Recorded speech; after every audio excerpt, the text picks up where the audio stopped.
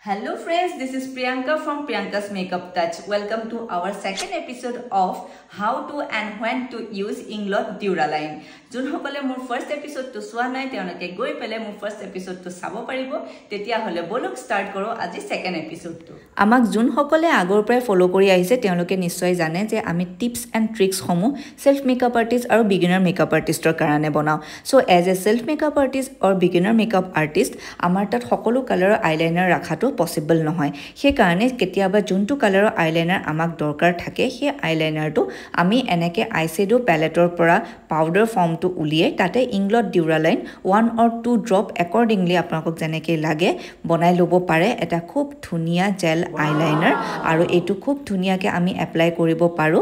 smoothly eta application hoy tar logote etu fully waterproof hoy.